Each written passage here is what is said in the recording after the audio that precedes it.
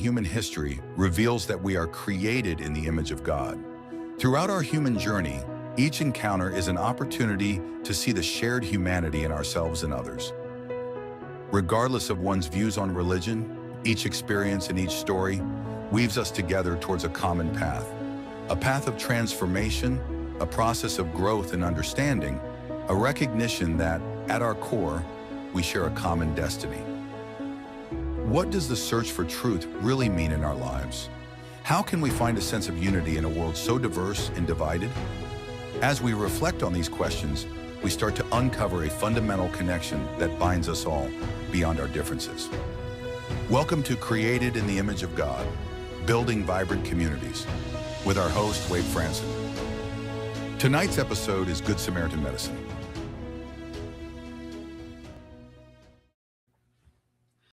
Good evening, everyone, and welcome to Created in the Image of God. It's April 14th. It is the day before tax day. Shortly before this show, I got an email from my tax preparer saying, hey, are we filing extensions this year? And I responded back with a yes exclamation point. And I was just reflecting on trying to tie in that whole tax day situation with the show. And although it's a bit of a stretch, I think there is a tie-in. And the tie-in is simply that, we are billed and we pay our taxes. Taxes are collected for the common good. And increasingly in modern society, medical science is something that is intended for the common good. My daughter is going to college this year, and she's entering into a degree that's broadly speaking in the medical profession.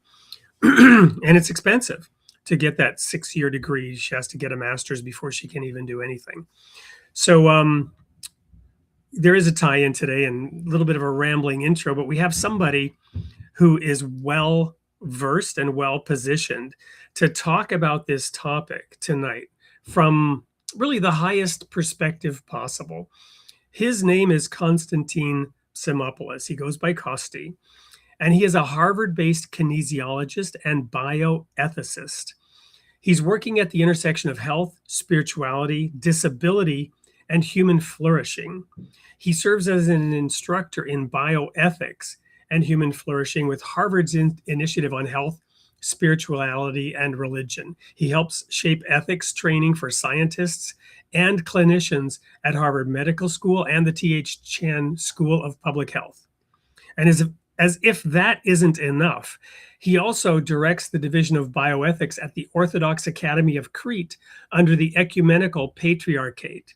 So he has a broad experience and a deep expertise in this subject. Without any further ado, let's bring him into the studio. Welcome, Kosti, to Created in the Image of God. Thank you so much, Wade. So good to be here. And as we always say after Easter, Christ is risen, or Christos Anesti. In the Orthodox calendar, we just had celebrated Easter. So good to be here. Indeed. Yeah, I was about to go down the path of a certain meme that just came out. But as I said that, a massive rolling ball of thunder, I don't know if you heard it there. I heard it. Because we are in the middle here of a storm, right? And they canceled all the activities at the high school. My son was supposed to be in a tennis match with another school, and it was all canceled because we're actually under a tornado warning. The power cut out briefly about an hour ago. So who knows what's going to happen on the show tonight. But mostly, as long as we're here and able to talk, we're going to learn a lot about a very important topic. But first, let's get to know Kosti a little bit. As we always do on the Created in the Image of God show, we want to understand the circumstances and forces that shaped you and the basis for these diverse but focused activities that you're involved in. So tell us a little bit about who your parents were and how did you become who you are today? Yeah, thank you so much. I will try to keep it brief because I usually tell the story in about 50 minutes, so I don't want to spend the entire show. But I will start by saying that I think by the grace of God, I am where I am today. And you will understand by what I have to say how this is really a big driving force, and also how, a perspective of life, how I see life in general. My father Spiridon Psimopoulos is a trained Byzantine historian. He actually trained at Seton Hall in the great state of New Jersey and then at NYU. My mother, Theano, is an educational psychologist. She also trained in New Jersey after having come from Greece, as my grandfather and grandmother did. So they came as immigrants from Greece. But eventually my father's dream was to take this American dream and go back to the birthplace, the motherland of Greece. Hence my accent, I usually say, although I was born a US citizen, so I was able to have the best of both worlds. So that's the first element on this dual, let's say, not only citizenship, but this dual perspective of seeing both East and West as an Orthodox Christian, but very ecumenically minded with a Roman name, and having trained after Harvard Medical School at the Jesuit University, Loyola University Chicago School of Medicine. So I always had this duality, both in my two mother tongues, one being Greek, the other being English, and then having this perspective that somehow those two worlds, East and West, Greece, Europe, and the United States, were actually part of my DNA, to put it, more plainly in a sense. But it could actually be true that there was something very significant that my parents and this upbringing, having been born a US citizen, raised abroad in Greece, really gave me this different perspective, both for academia, for science, but also for how science and religion connects with God, and the fact that your shows is really telling that we are created in the image of God, and even if we are theologians or even if we're scientists, so this is still, I'm sorry about that, this is still something that makes us who we are, and we are not just scientists or just academic scholars or just people who believe that we're created in the image and likeness, as we usually like to add, of God. So I think that the fact that those worlds, again, united, my parents really tried to teach us their love and passion for history, but also for science, for Greece and the Byzantine, era, the continuation of the Roman Empire, and also this foundation in philosophy that really made our country, the United States, from our founding fathers, what it became. I think that are things that are essential in who I am today. And it was indeed, just to close this first chapter with that, and not even in my wildest dreams, I would have imagined, although I did come as a kid to Harvard, that one day I would not only have graduated from Harvard and also a valedictorian, but also having had the amazing privilege to teach at such an institution, to do research with other amazing people. So I think all of those things, elements or parameters, to put it in the research language, I think made me essentially who I am today, and I'm always learning. So I think that's the most important thing. I am a better person today than I was yesterday because of something a student of mine said or shared with me, or I heard from a very impromptu conversation in a market basket. So I think that there's always stimuli, and it's up to us to try to look for that common good in general, but especially within medicine and academia. Well, that's fascinating, and I love the way you've explained a lot of that and unpacked it, both at a deeply personal level and at a more broad level. And as I'm reflecting on your unique situation of having, grandparents come from Greece, and then you being born in America, but going back to Greece and then ending up in America, and I'm reflecting on my own experience where I think my audience knows, I think I was kidnapped as a child and dropped into a Swedish family without speaking a word of the language. I have the name Franson, but suddenly I'm this little American kid transplanted into Sweden for 2.5 years, just enough to get really, habituated and fitting into the school system there and everything, and completely fluent. My younger sister actually forgot how to speak English while she was there. And so by the time we came back, she couldn't speak English, but now I'm dumped back in an American school. So I have a little bit of this, you might call it almost schizophrenia, but it is very powerful. And I'm amazed at how often this little sun and moon thing behind my head here comes into play. You have the sunrise in the east, and then in theory, you have the west mirroring back the sun, right? In the west, despite being a quasi Judeo-Christian nation, we're very materialistic. And even though many people are religious, they go to church on Easter and Christmas, or they used to, they may not even do that today. Very materialistic. And yet in the East, you go into some of those nations of India and traditionally, in Asia, very deeply spiritual, right? The point is, I've been reflecting a lot on how the Word of God, as revealed through the messengers and the holy writings, is like the divine curriculum, and the creation itself is like the laboratory, right? So you get the lesson, and then you're sent to the lab, and the professor says, "Please don't blow anything up," right?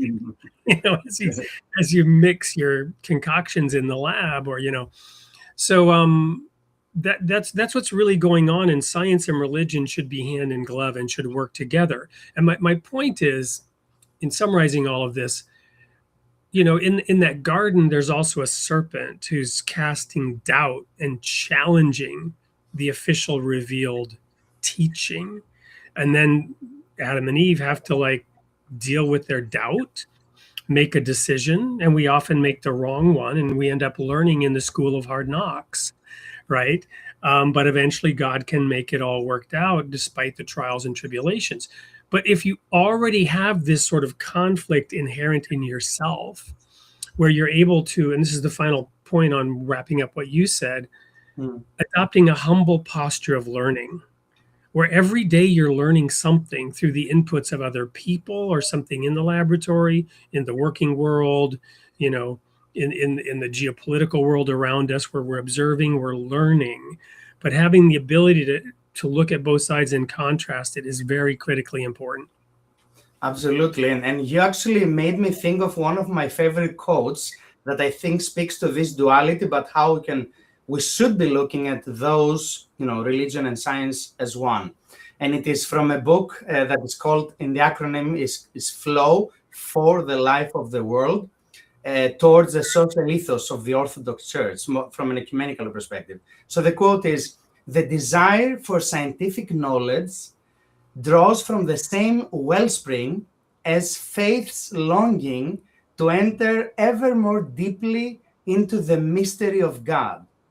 So I think this is really fascinating, and I use this a lot in my teaching, and also I've published using that as well in bioethics, because I think for decades, if not centuries, humanity had this antagonism or antithesis, right? Or dichotomy, so many good Greek words.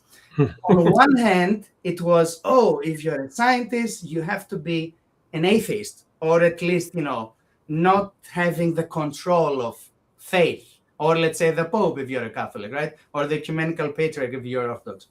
And then on the other hand, if you were a good, faithful, let's say Christian, but in any religion, I think it was similar, then of course you have to either be afraid of, let's say, the bad atheist scientists, or God forbid if you become one, then you have to be really, really careful to make sure you keep everything, where it should be, keep everyone in their lanes, as we say. But I think this has been so erroneous. Has been ill-advised, because now part of what we're doing in our wonderful group, but also across other institutions in the United States, we see more and more in the literature, we have data to support, and I will give you examples from medicine, that not only are science and religion supposed to be, minding their own business, which is an expression I don't really like. We should be, caring about other people's business in a good way, but they actually can inform one another, and they can help one another, and they can help eventually us. So we see that there was an amazing paper co-authored by many of my colleagues, led by Tracy Balboni, in one of the best journals in the world called JAMA, the Journal of the American Medical Association, that came out in August of 22. And that was a landmark study. It was a systematic review of almost 9,000 studies that looked into the role of spirituality in general, broadly conceived, not just religion, but spirituality, and its impact, the positive effect, positive correlation in serious illness.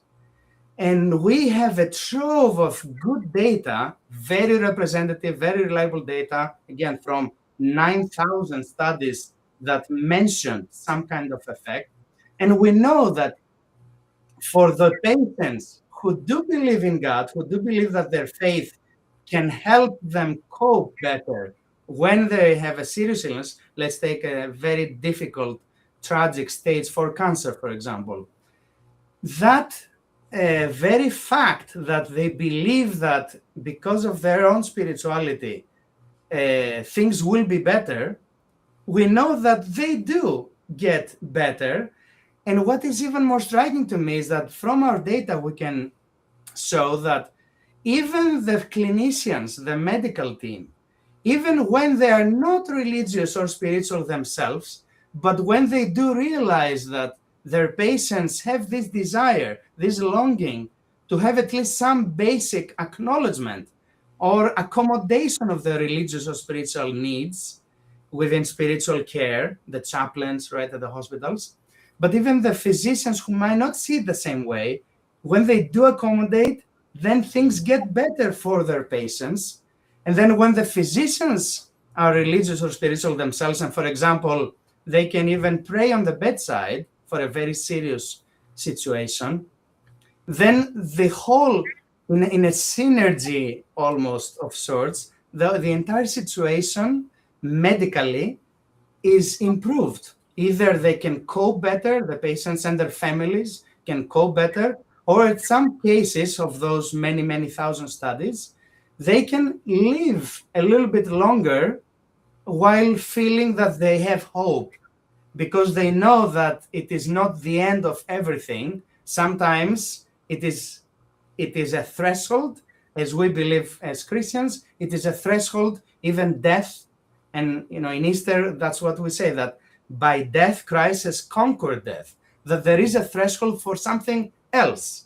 So that doesn't mean that we have to let our patients die, but it means that whenever there is serious illness, we have the data to support that this spirituality and religious desire is actually healthy to be discussed and incorporated in the way we do medicine. And that's why I love the Good Samaritan parable, which of course we can talk at some point, because it shows in the purest form how caring for one another when they are injured, when they are sick, should be done. So before we get into that, let's so thank you so much. I could just sit here and listen to you through the whole show, but I also want to make sure we connect a few dots. So you've given us a great overview of who you are and your perspective, but tell us a little bit about how you went from being born in Greece to playing the role that you now play at Harvard and with these other institutions. So what was the training involved there and the specific path you took? Thank you. Thank you for bringing this back to where we should be, doing that chronologically. I appreciate that. And I appreciate the opportunity to say a little bit more, because indeed, I think on one hand, it wasn't orchestrated, which I think is important for people to know. I didn't just wake up one day when I was in elementary school saying, I would really want to become a professor or to be, at Harvard.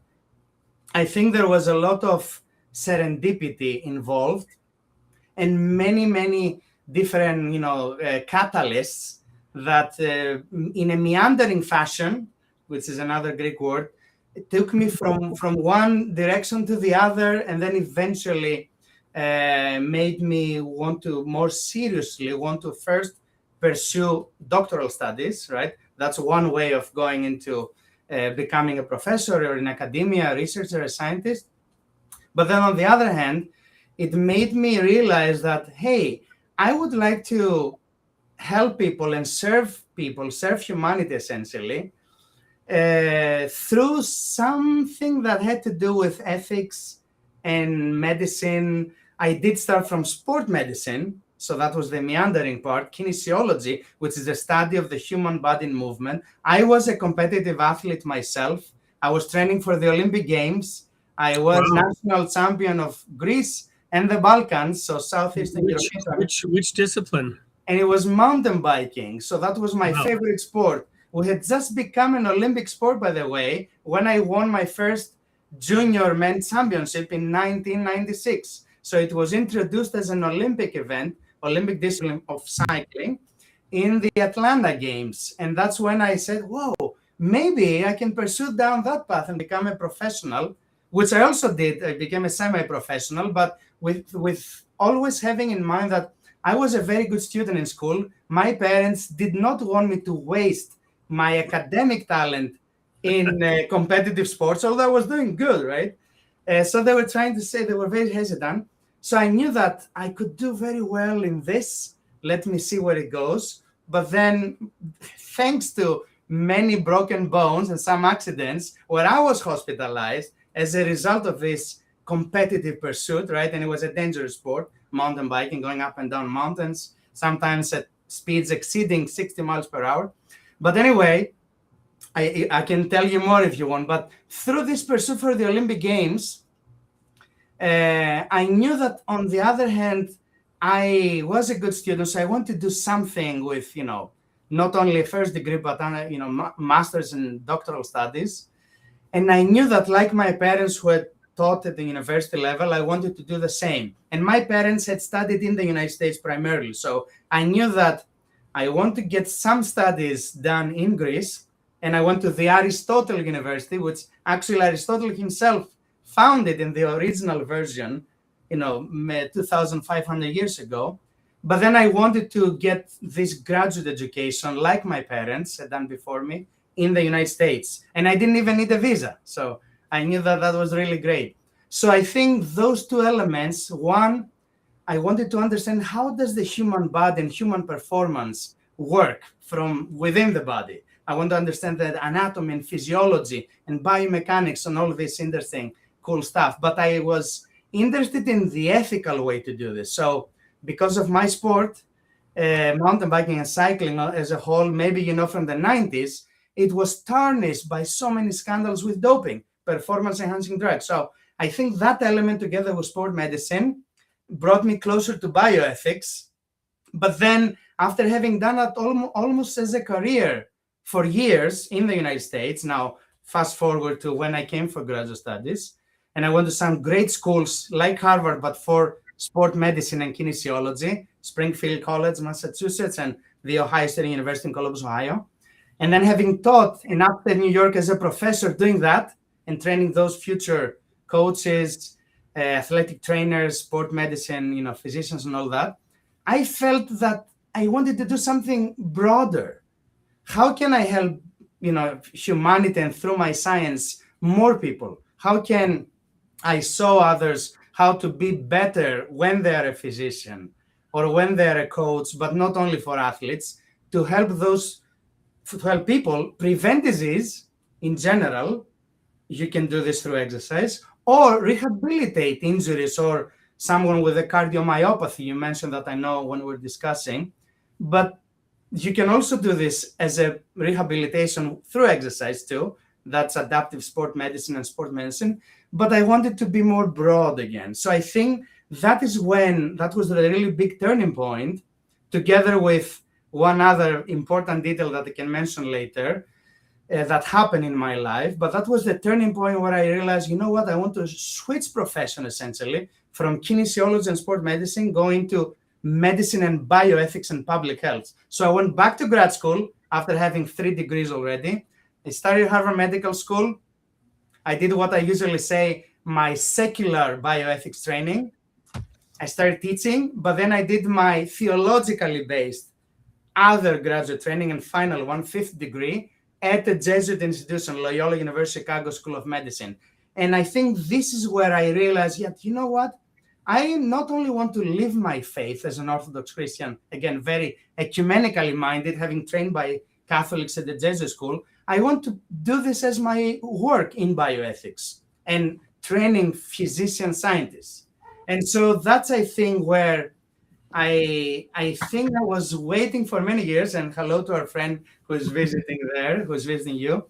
I think that this is where I realized that, that's my true calling in life. One is to teach, which I love. I have a passion for that.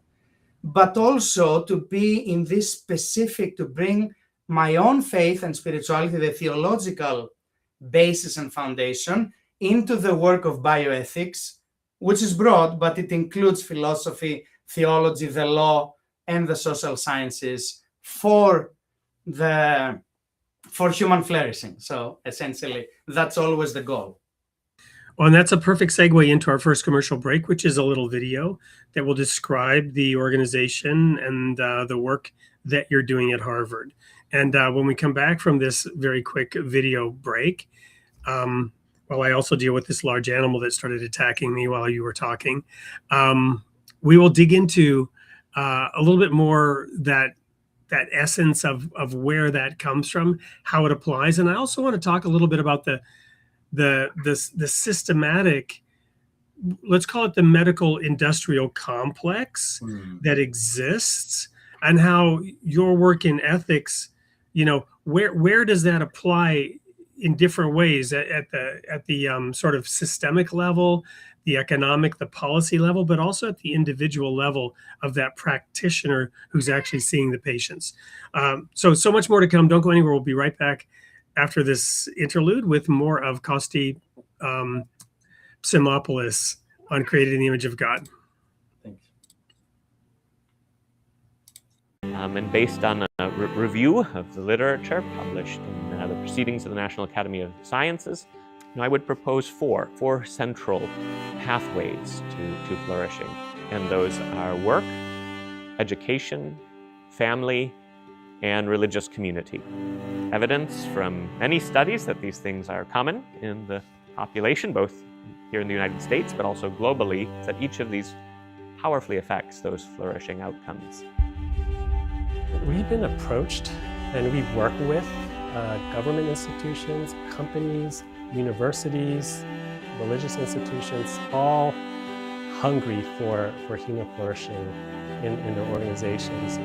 My motivation for doing this work on human flourishing and directing the human flourishing program really arises from a deep conviction that if, as individuals and as a society, we were to make flourishing the aim of life, what we are seeking individually, what we are seeking in our communities, what we are seeking nationally and internationally in our governments, that it would profoundly improve who we are as people, who we are as a human community.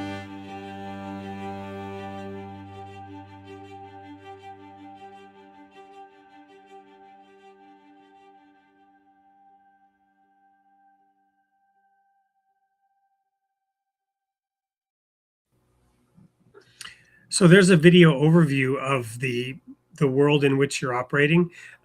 Give us a little verbal overlay of what that component of Harvard does and how you fit into it. Absolutely. I'm so grateful to be working with those amazing individuals who comprise the Human Flourishing Program, led by and founded by my wonderful colleague, Tyler Vanderveel, who really saw that Harvard was really lacking this integrated approach to not only health and well-being, but even beyond human flourishing. And to give you a clue, before telling you more specifics, there are the Human Flourishing Program itself has more Christian ethicists than the entire divinity school at Harvard.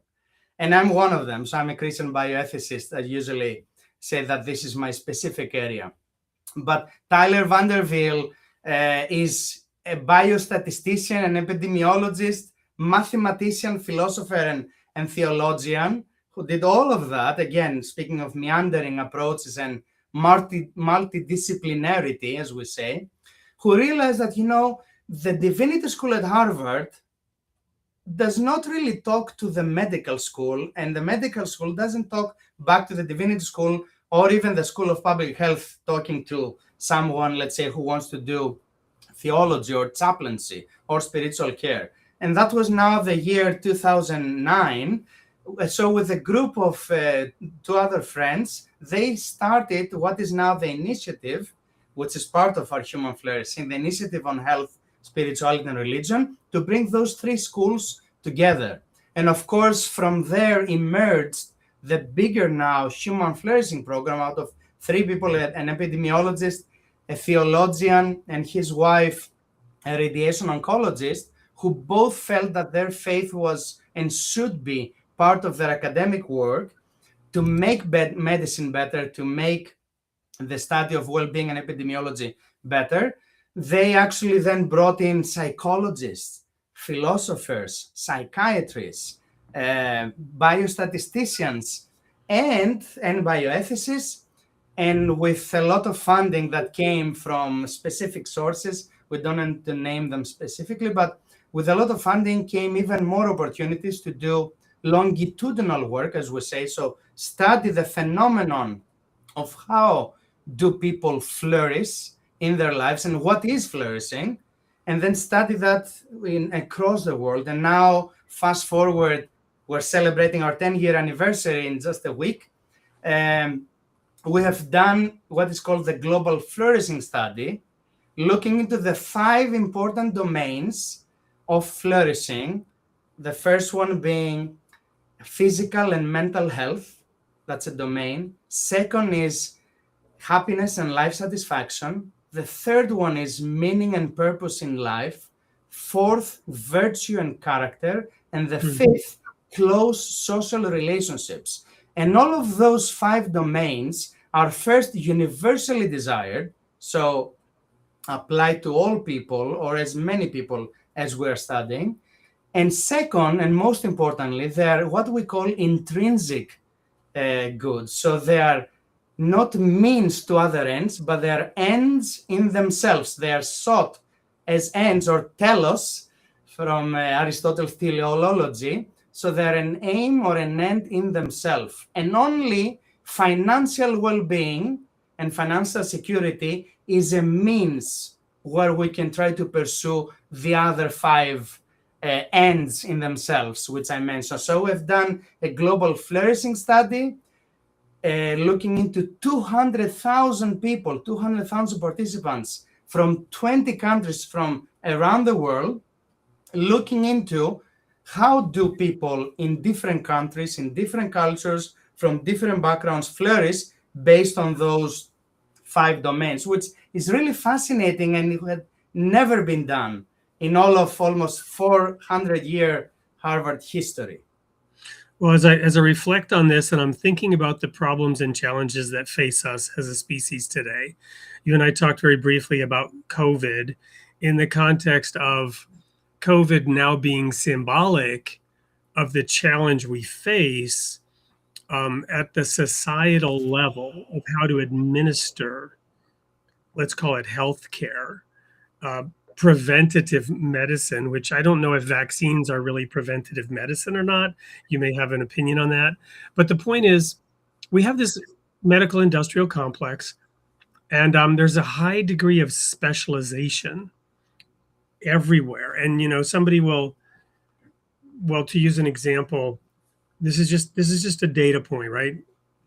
My daughter is going to college. She had to watch this movie about college debt, right? Student debt, to try to advise the students going into college to be careful, to make wise decisions. And in this movie, there was an orthopedic or an orthodontal surgeon, right?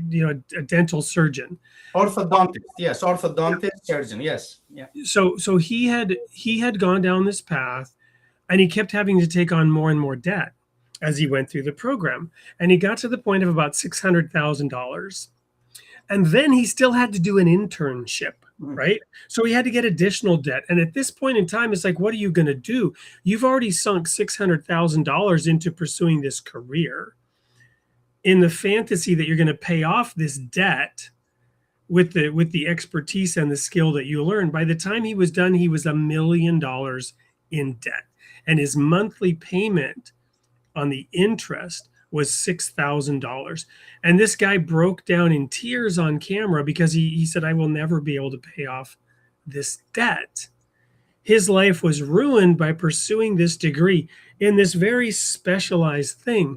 Now, in the hospitals and clinics and everything, there's also a lot of technology and equipment which is expensive and has to be paid for.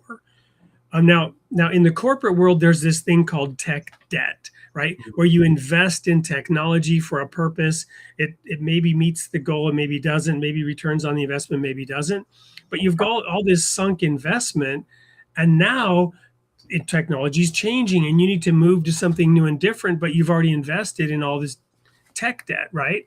So these are systemic problems. Now the fascinating thing, the image that I got, referring back to Greece, Alexander the Great and the Gordian knot, right? The Gordian, I kind of imagined this Institute for Human Flourishing and the cross-disciplinary inputs from religion, psychology, ethics, and so on, is Alexander the Great with his sword cutting through the Gordian knot, right? So let's get back to bedrock by asking, what is health and wellness? What is human flourishing? And your 5 disciplines, to me, represented a reset button on the whole thing we've built, that today, one can question this thing we've built. Absolutely. And thank you. There's a lot there to unpack, but I think I can try to focus on first the most significant, and maybe if you will allow me to be a little bit provocative, as at least some of my mentors have taught me well, but I try to always do this from a point of humility, of course, right? But I think that in a nutshell, we have to take the mercenaries out of healthcare. So I think this is actually amen. Hallelujah. Very significant. Hallelujah. Yes. Which gets back to the Good Samaritan, right? Why are you doing this, and who's it for? And but then the question is, who are the mercenaries, right? So for example, now I'm going to be provocative about higher education in general, right? So I'm going down a tangent, but this is interesting, right? So this debt, right? Now, if you were in the corporate world, the degree is a product that you're buying, and we're a consumer, which is right. Also so this person spent $1 million to get this product, and there were 2 reasons for this product. One is obviously to help people and do good, but also for himself and to earn his livelihood, right? Well, this product was defective because this product was so expensive, it couldn't fill the purpose, right? It's like buying a bus when you needed a Prius, right, to go long distance. It's overkill. It's too much. So now student debt, therefore, there's this move to forgive student debt. And a lot of people blame the evil lenders who are lending this money. Yeah. But root cause analysis tells me, no, it's a product deficiency, and the manufacturer of the product is responsible, which is higher education. From whose pocket did the money come? Yeah. And into whose pocket is it going? It's not the lenders. It's coming from the consumer's pocket into the pocket of the higher education institution, which probably has $1 billion endowment already, right? And so the idea of forgiving student debt, no, let's go back and make the higher educational system help solve the problem. And if you don't, you will never fix it. Exactly. And let me give you some examples. And all of that was just by your word. Who is the mercenary in all this? Yeah. Because the Apostle Paul said, you should not muzzle the ox that treads out the grain. There's nothing wrong with everybody in the system earning a decent living. And if you're going to have to go spend 6 years of your life and also incur some debt to get the degree, you should be rewarded on the other end of it. You should be able to provide for your family, you know. But anyway, go ahead. Back over to you. Yeah. No, thank you. Because let me start by connecting it. I was baptized at a monastery which is there from the 12th century, on the very spot where the Apostle Paul preached to the Thessalonians. So I was raised in Thessaloniki. So this to me is very significant. But the Apostle Paul really went from the east to the west so that he will actually tell and teach and preach to the Western world, essentially, Christianity and a better way of looking at things and the most important things in life. And I think that if you look at things from the beginning with just some very tangible examples, I will give you one from Sweden. Since you mentioned Sweden, I have two siblings who have been living there for many years. And one of them did an entire master's degree for free. So they didn't, have to pay for anything, because this applies to European citizens. The same in Greece. And I'm not saying that, there are not issues, there are no other issues and everything is wonderful, but higher education can be free. It is free. I have one degree and I didn't pay anything from the Aristotle University. Granted, again, everyone needs more resources to have better labs, etc. But the education can work. So this is one system. The same with the hospitals. I have been hospitalized, as I was saying, thanks to, but God helped me not have worse accidents, but thanks to the different accidents while training. And neither I nor my parents paid for my hospitalization bills because healthcare is free.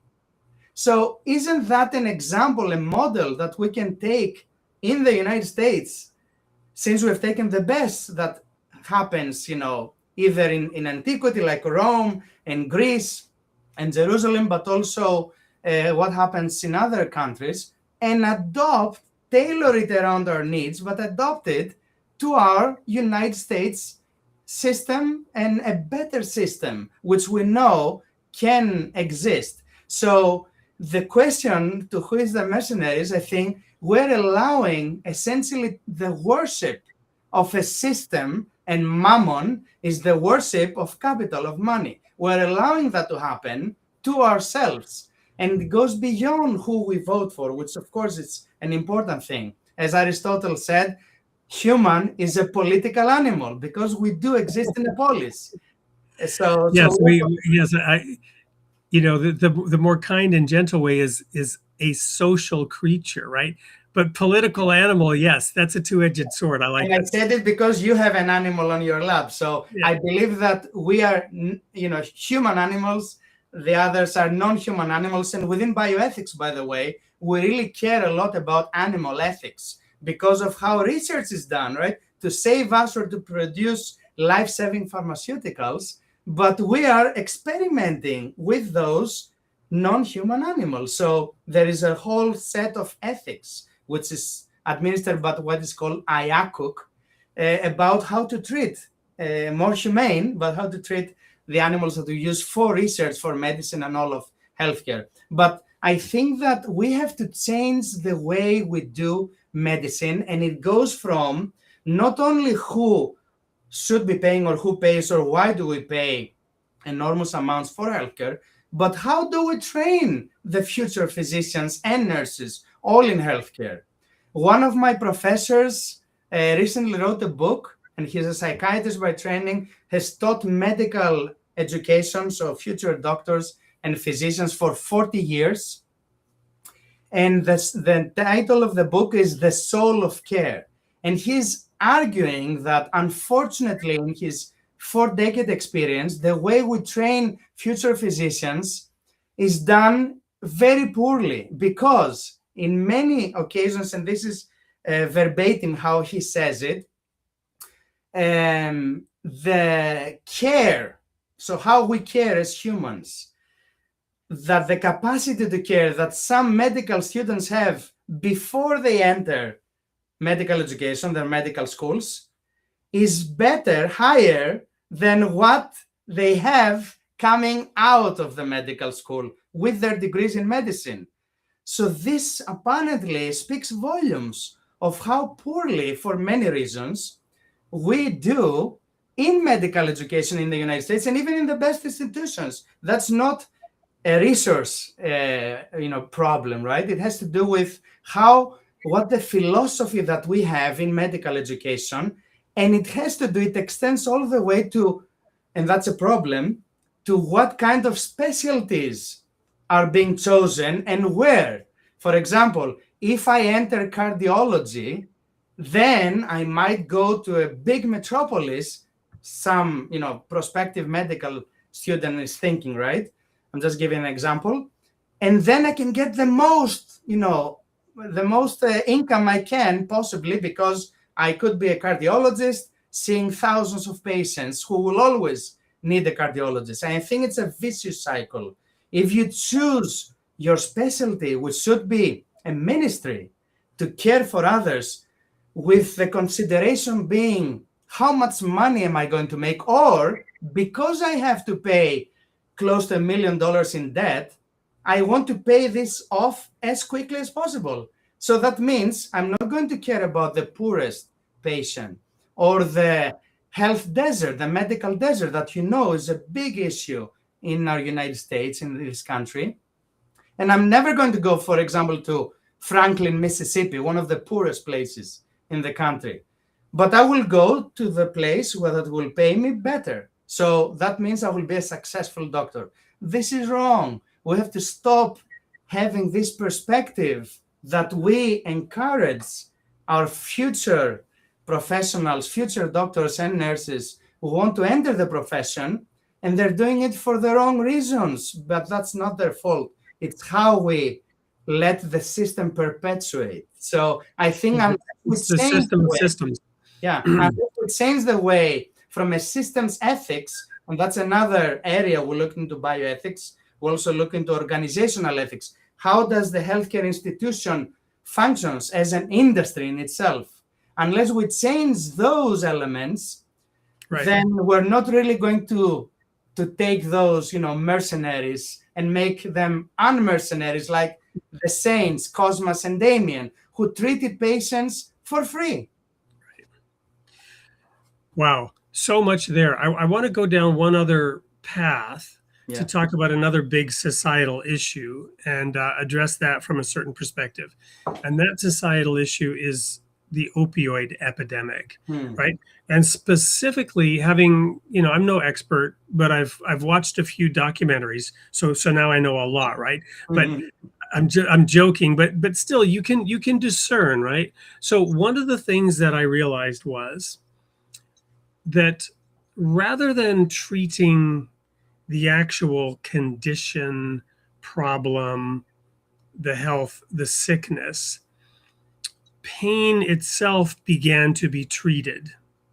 Pain was the problem, right? So there was a reconditioning in the minds of patients and doctors. A patient would come in and self-diagnose on that little chart on the wall with the frowny face and the happy face, the scale of 1 to 10 of pain. And if you were an 8, you would get the drugs, right?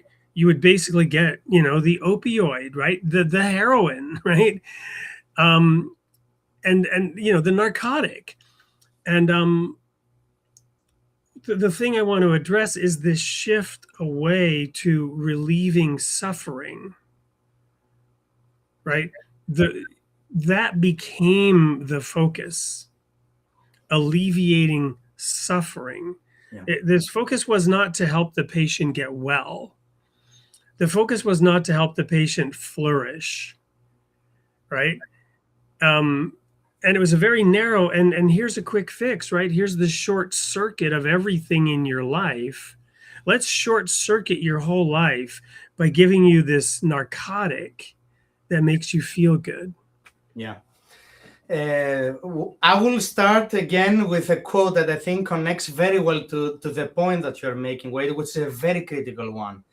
My beloved late professor Paul Farmer said this: the idea that some lives matter less is the root of all that is wrong in the world. And so I think this is so central to how we see other lives from our neighbors, our citizens, but everyone who is made in the image, created in the image and likeness of God, with human dignity and this inherent moral worth. So if we decide that some lives are not as significant or as important than others, or like our own, like with arrogance, and or some areas of marginalized brothers and sisters of ours are not to be healed, but rather some of the symptoms to be treated, right? And then if we make this decision, I think we're going down a very dangerous and immoral path. However, on the other side, if we decide that we have to treat the root causes of the systemic manifestation of needing different drugs, or harmful and hazardous alcohol and other drug use, as we say it, as we discuss it in the literature.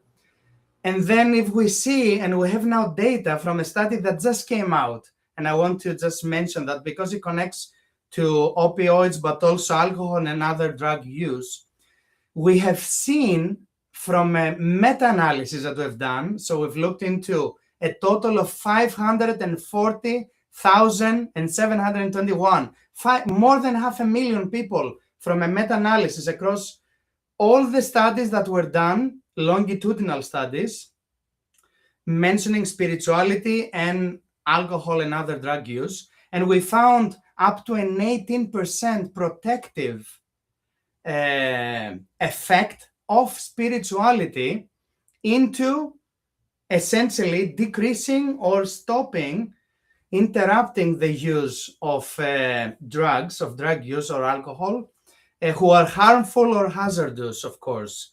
And so we know that we can approach the treatment from a preventive perspective, as you mentioned.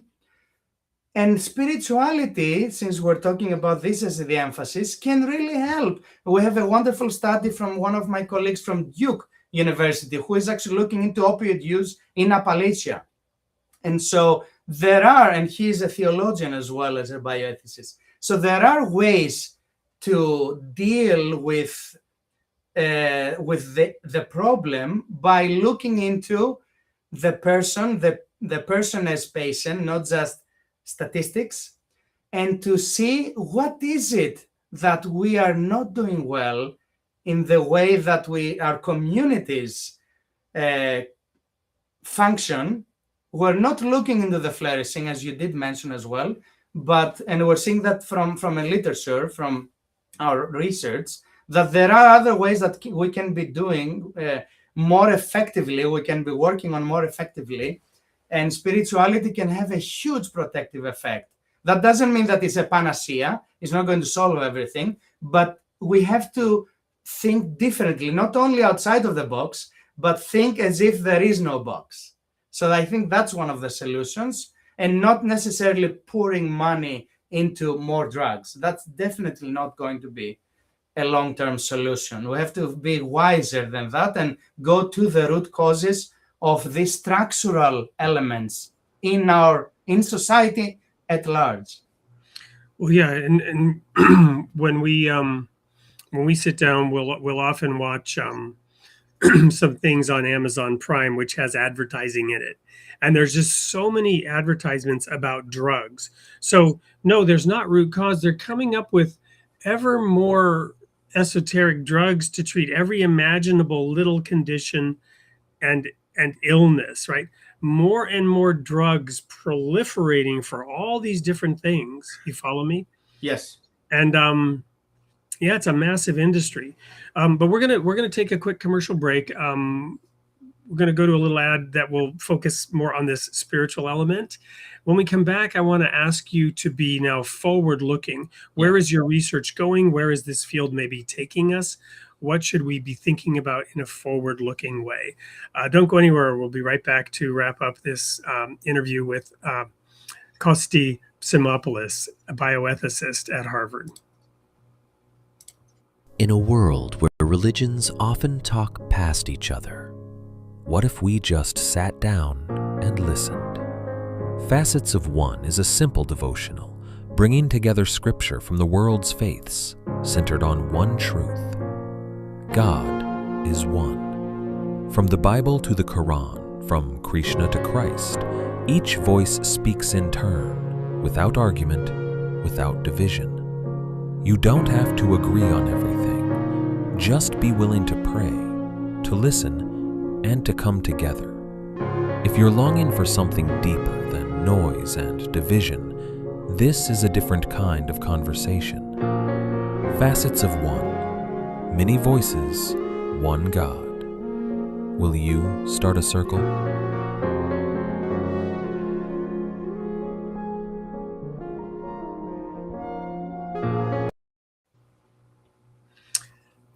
Reflecting on how that approach in that little book takes what we were talking about in your field of bringing together these different perspectives into one and forming a unity out of it.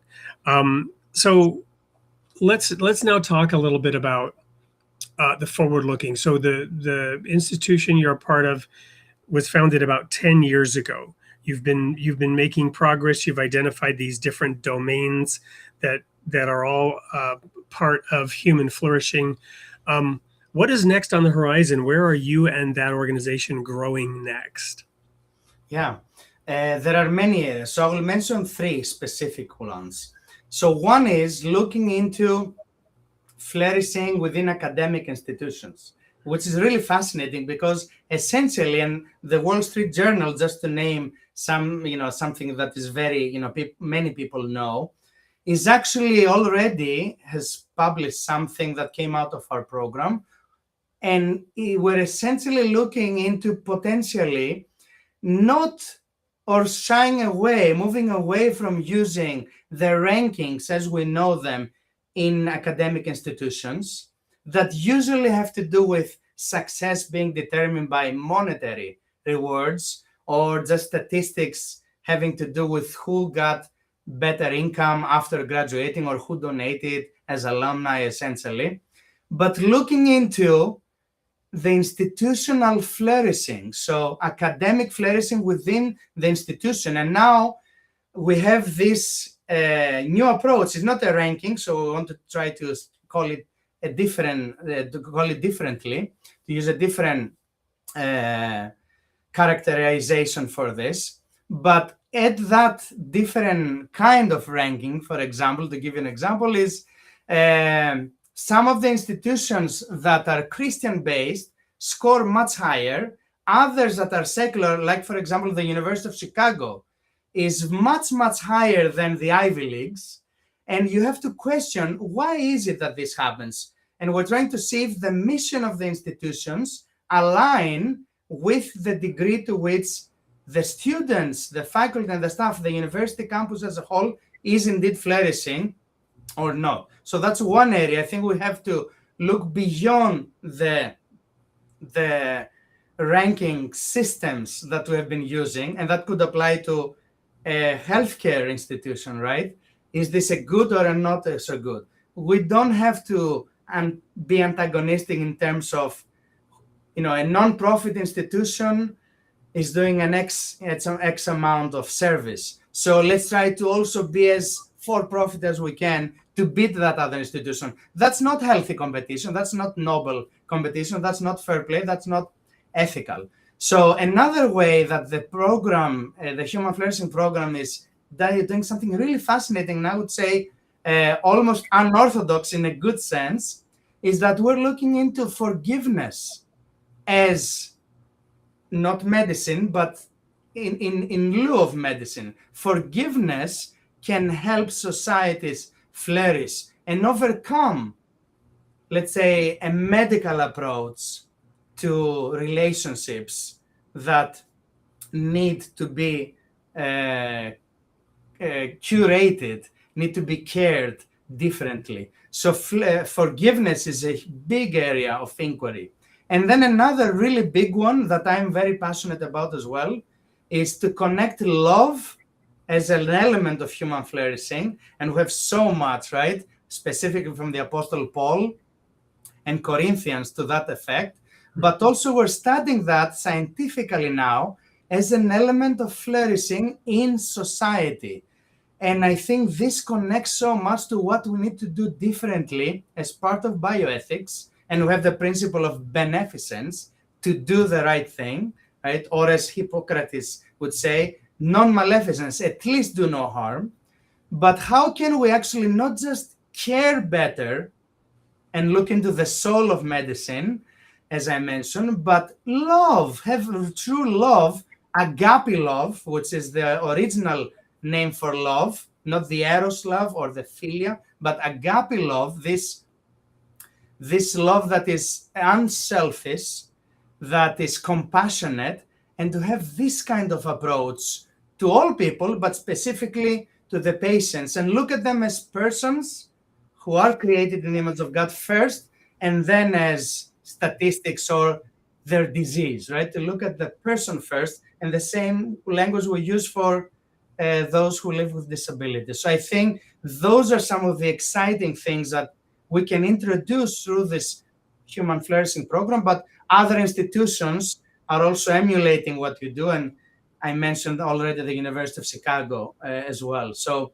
I think those are the exciting things that I'm really looking forward to in the future, to change the way we see medicine and we do medicine, and we train the future physicians and those in healthcare. Wow. Well, there's so much more I want to ask, but we're pretty much out of time. I do want to just bring in a couple of audience comments as well before we move on. There've been quite a few comments throughout. We only have time to pull out a couple. Here's one, going back to that sort of COVID question, and there's a lot of debate in this country right now about the recent choice, and for the overall health system from a government perspective. I don't want to name names here and get into politics, but a lot of debate around this, and specifically on the topic of vaccines. Here, Go Hawks wants to know, I'd love to hear his take on the vaccine. And I think the vaccine, I think he's talking about the COVID vaccine, but maybe vaccines in general. No, we don't like to get into the deepest controversy. We're not trying to, feed the algorithm and incite, rabid, trolling and discussion on these topics. But what's your position on the vaccine and vaccines generally, if you don't mind me asking? No, of course. I will answer. I will first say, as a good, humble bioethicist should say, I'm not an epidemiologist, right? So I'm not the expert in general from a scientific perspective. But as just an academic and as a Christian, I think I will give one example that I think speaks to the heart of the issue, which has to do with choice, how we choose to approach science. I will just extrapolate to all of science, but all vaccines. I would say all of the vaccines, but with the opportunity of COVID-19 specifically. I will say this: there was a lot of different perspectives from within the church, and I've experienced that as well. And I have many friends who, let's say, are priests or theologians, right, who were adamant against any kind of vaccination for COVID.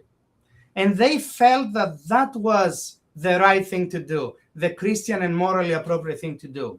However, at the same time, there were other more conservative voices that you would imagine would probably say the same within, I'm talking specifically about the Orthodox Christian Church and in Greece, but also in the United States, who you would expect, again, more conservative voices, but who would say, no, we have to listen to the epidemiologists.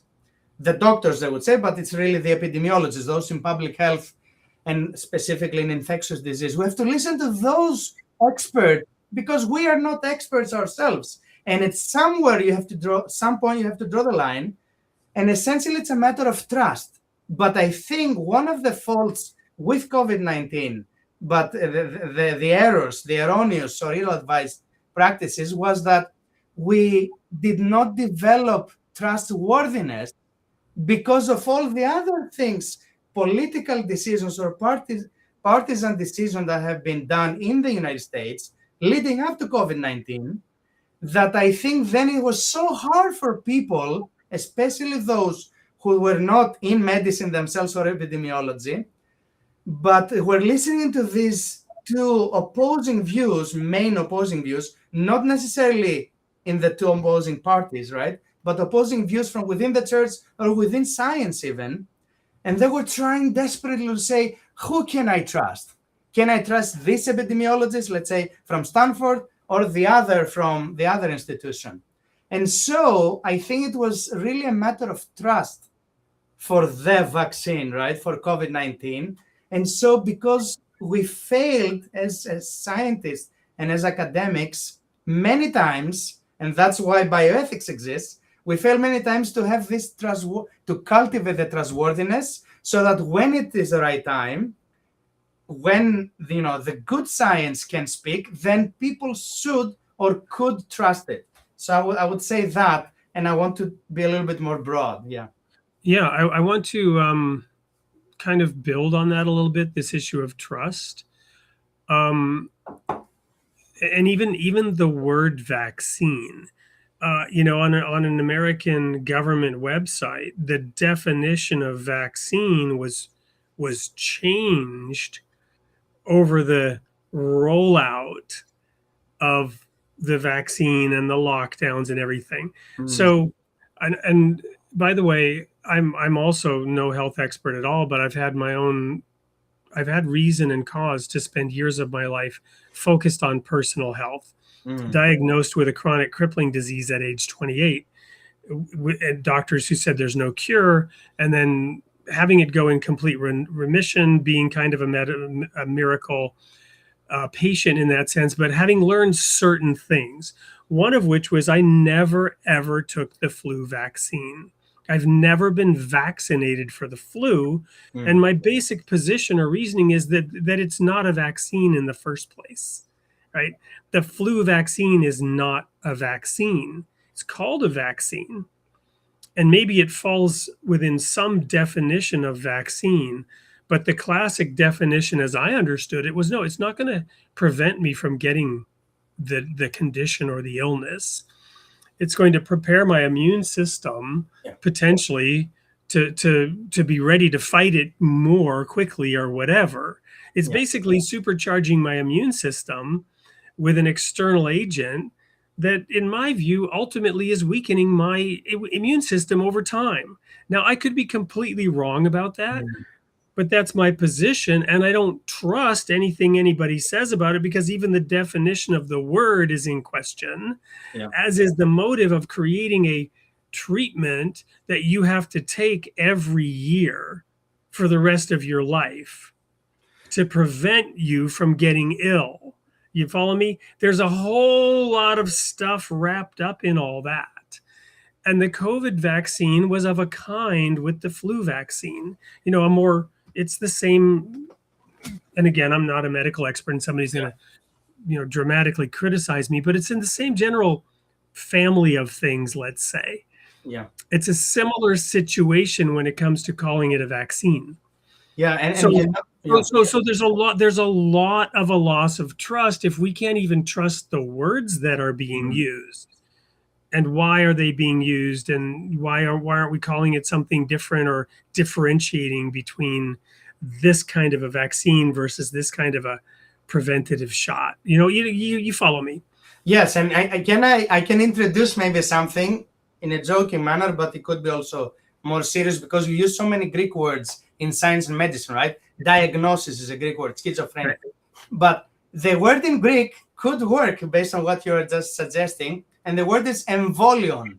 And emvolion actually is the process of injecting something in your arm. So That could be an alternative for the vaccine that is charged maybe for many people in a bad way. But then at the same time, I would say we do know, though, there are statistics that there are lives lost, specifically of children lives, who are unvaccinated for the flu. And, many people can argue for one perspective. And again, I'm not speaking as an expert because I'm not an epidemiologist, right? But as a father, I was thinking that would you want to just take the risk that some kids, because of the way our metabolism works or our DNA is predisposed, are going to survive a virus such as the flu, which is very simple, right? But it could be deadly. Or use something that we know could potentially save your kid's life. And we know that I think it's close to 10,000 children in the United States die every year because of the flu. So I think that we have to try to consider the perspective based on the data. Of course, the counter argument to that would simply be there are also X number of children who drown. There are also X number of children who fall off a skateboard and kill themselves, or a mountain bike, right? And so the argument breaks down when we sort of catastrophize and take this outlier and then apply a systemic remedy without really fully understanding what are the implications. Let's take the lockdowns, for example, right? You could stop all contagious disease by isolating all of us from each other. You follow me? So that's where, to me, that argument completely breaks down, and it's kind of it's like a trump card, right? We're saving a life. Is it worth it that one person, if only one person dies, is that person's life worth less? Yes. You follow me? I don't think it's a fair argument, to be honest. No, in terms of the lives lost, but it's an important principle. Yeah. That you're raising. I'm not just negating your point. You follow me? Yeah.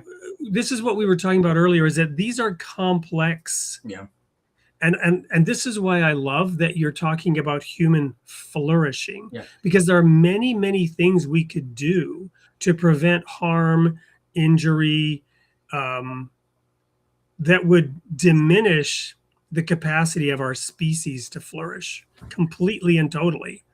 Absolutely. And then the conflicting principle, for example, exactly in what you're saying, that we have in bioethics. On one hand, we have beneficence, how to try to do the right thing, to save lives if you can. But on the other hand, we have what is called non-maleficence, to try to at least avoid harm, which goes back all the way to the Hippocratic Oath, that how sometimes there is conflict in those two. And that's, the tension that we see in bioethics. Well, and allow me to go deep here into theology for a moment. And you may not have heard this particular analogy. My audience, it's something I've been developing over the last 3, 4, 5 months. Okay. If we go back to the Garden of Eden, clearly the omniscient God, the God of Genesis 1, who has all the omnis in his word, omniscient, omnipotent. Right? The God who, again, referring to the sun and the moon here, puts the greater and lesser lights in heaven for seasons, signs, times, right? There you have the scientific evidence that God created time space, right? Through the movement of solar bodies, which Einstein later figured out. This omnipotent God created the universe. Then in Genesis 2, you have a God who is very loving and kind and directly engaged. He comes down with his own hands, he shapes out of the dust a man, and then he breathes mouth to mouth resuscitation, life into, and he takes the rib of that man to create a companion for that man and says, you two are one flesh. It's a very, very different God, right? But now this omniscient, omnipotent God puts these beings in a garden, beautiful garden, and says, don't eat of this tree because in the day you eat of it, you're going to die. Then that same God gives them a serpent to cast out and get them to eat the stupid tree, right? Causing the so-called fall and every aspect of human misery. And then he curses the woman and says, you shall have pain and suffering in childbirth. And she does, because her firstborn son grows up and kills her other son. That's pain in childbirth. What's my point here? My point is God did that. God is the cause of all this suffering, right? And then to solve it all, he sends his own son. And then there's this strange verse that says Jesus learned obedience through the things he suffered. What? Now you have the Apostle Paul, and this is the part that maybe is new and you haven't heard. The Apostle Paul says that you're not even weaned. You guys, you're drinking milk. You're immature. You should be eating meat. You should be teachers by now. Strong meat belongs to those who, by reason of use, have exercised their senses to discern good and evil. So Paul goes back to that forbidden tree and says you should now be eating of that fruit. And when I shared this with a prominent theologian at Princeton, her response was, that's not biblical. I'm like, well, it might not be theologically accurate in your world, but I just read it from the Bible. I pulled it straight out of the Bible. I'm convinced that the Apostle Paul is saying, hey, it's time to eat of that fruit with the Holy Spirit and with wisdom and truly become like God, discerning good and evil. We have, since that time, we have no other choice, right? Now, but what am I really saying here? Again, the idea of alleviating all suffering, preventing every death, that's not what God signed us up for. There's some limit. This is the ethics, right, of human flourishing. You can't police everybody to stop every conceivable problem. Yes, there's a lot there, but can I say one more thing from the apostle, not the Apostle Paul, but from the Good Samaritan parable, which is Luke, Yes. as we know. I think at the end, it's something that gives us the choice, because I think suffering is not something that some negative example of malevolent God, because God is love, is never wants us to suffer, but it's always the choice.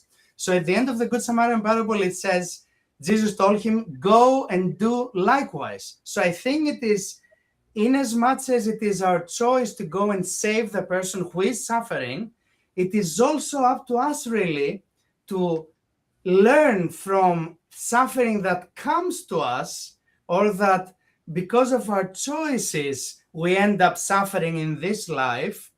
But I think if we do believe that there is kingdom in heaven, there is another better life, eternal life, I think that maybe all suffering in this life has some kind of significance, and there is some point to the suffering that God allows. It never brings suffering to us. So I think that that's the right theological. No, we absolutely bring it to ourselves. I guess what I'm saying, though, is that the parable is the parable of the Good Samaritan, not the good vigilante, right?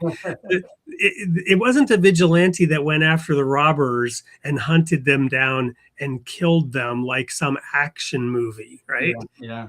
Which would have been to eradicate the cause of the problem and the cause of the suffering. Yeah, exactly. No, this is really, I don't know how much more time we have, but I want, if we're over time, but we can wrap this up. I'll let you have the last word. Yeah, if I could have the last word for this, because that was our theme. And I know there could be so many angles to talk about the things that we discussed. But if there's one more thing, I think the important thing that connects back to Paul Farmer's quote about the moral worth of different lives is that who is then our neighbor? I think that's how it starts, of course, the Good Samaritan. And if we understand that it is not just the neighbor physically that I know very well, and I either say good morning to or how are you every day or not, right? Even if they are in close proximity to us. But a neighbor can be any person that we come across who happens to be in close proximity to us.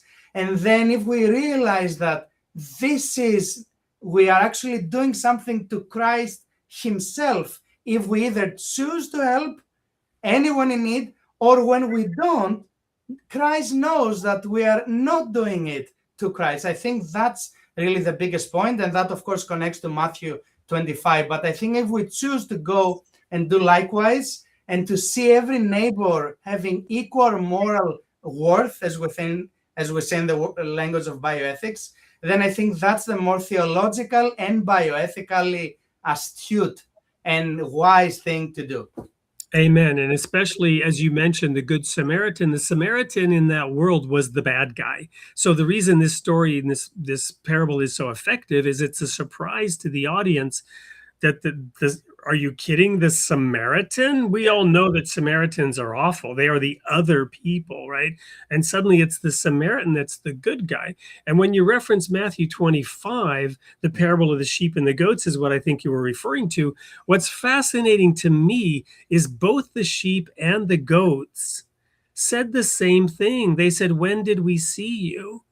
And to me, the difference is this. How do you be a sheep and not a goat? The goats were trying to discern who was and who wasn't worthy, and they ended up making a bad choice. Yeah. The sheep were indiscriminate in their love and their care and their giving. So they were like, "When did we see you?" But it didn't matter because they were treating everybody as though they were Jesus. Yes, exactly. And that's the point. That's really the point, to see Jesus Christ in the eyes and the psyches of other people, even if we don't know them. So love for the neighbor, love for the stranger, and love for even the enemy. Amen. Well, we are out of time. What are the final words you'd like to leave for the audience? Or, it's fine if that was already it, but do you have any final thoughts or anything? And how can people, do you want anyone from the audience to get in touch with you or engage with the work that you're doing in some way? Anything you want to share before we sign off tonight? Yes. So I would first of all like to thank you, Wade, and your show, and all the people who have watched now or will be watching. I know there are thousands of people who watch your shows, and hopefully more will come for this one in the future as well.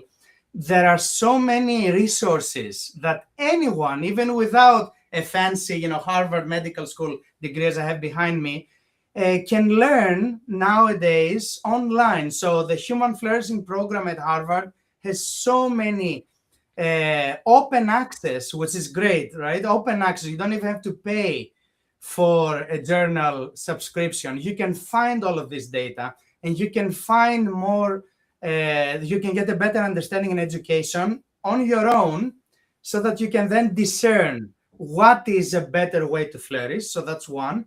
Another is, if they want to contact me through the Human Flourishing Program, they can find also my email and my website. A simple Google search can help you as well. But the most important thing is, I think, for the audience who want to find out more about human flourishing or bioethics, who are also interested in people, humans created in the image of God, is to understand that theology, religion, and spirituality can go hand in hand with science and academic scholarship. They shouldn't be one or the other. So I think that's the important message. And again, from a very humble Orthodox Christian, a Greek American, I think that this connection between East and West, or, a different European kind of thinking with the American reality, is something that could be a recipe for how to be more educated, a little bit wiser, and I try to do the same every day by seizing the day. Carpe diem, Carpe which diem. is Latin, not Greek, right? It is. The Greek would be efzin, well living. Awesome. Well, Kosti, Dr. Psimopoulos, it has been truly a pleasure. Thank you so much for coming and sharing your perspectives, the learnings, the approaches that you use in that study of human flourishing, something that hopefully will grow in importance and spread and impact. With your permission, I'll be inviting you to come back in a little while to share more, because I think there's a lot that we haven't even unpacked yet. I have but one thing left to say, and that is the tagline: "You are created in the image of God, and God loves his creation." And stay tuned for one last thing, which is the sneak peek of next week's show. Thank you, Dr. Psimopoulos, and everybody else. We'll see you same time, same place, 8 p.m. on Created in the Image of God, 8 p.m. Central. Until then. Thank you. Thank you, Wade.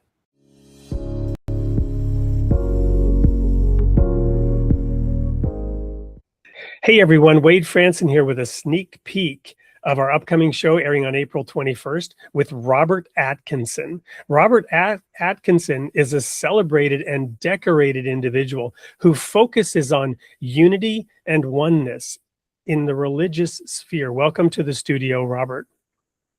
Thank you, Wade. Great to be with you. Well, it's my pleasure, and we're excited about this because we've been talking about things that are happening, including the rollout of something called Facets of One from the Royal Falcon Foundation, and your upcoming book, or book that's already been published, which is The Way of Unity: Essential Principles and Preconditions for Peace. Is that book already published? And tell us about it.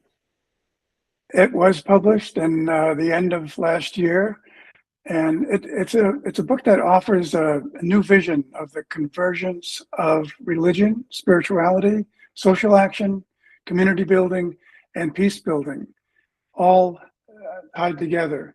And these all come together in a way of knowing, being, and doing that represent an inclusive, holistic way of understanding the deeper nature of religion and spirituality. I love the way you condensed that. And I know that on this show, we'll have a whole hour to unpack it. And it probably will take that hour because you condensed a lot into that short description. But I want to ask you a different question. Given what's going on the world scene today, people are aware of it, the Middle East. Did you know that this was coming? Is this why you wrote the book? And would it have made a difference if more people had read it? Well, we've kind of seen signs of what we're in the midst of right now for a long time, unfolding gradually. And actually it goes back to my 2017 book, The Story of Our Time, which is a little different version of this, but this one really focuses more on the original meaning of religion, which, you know, in its original sense, religio means to bind together. So this is exactly what a divided humanity needs most right now.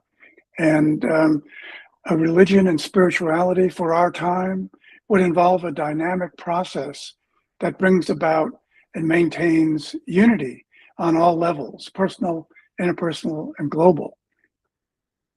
Well, Bob, you're the author or co-author of like a dozen books, and the one you just referenced won the Nautilus Award. You've got a lot of accomplishments, and I'm excited to spend an hour with you. And for the audience, you're going to want to be there on April 21st, 8 p.m. Central Time on the Created in the Image of God with Robert Atkinson. We'll see you there.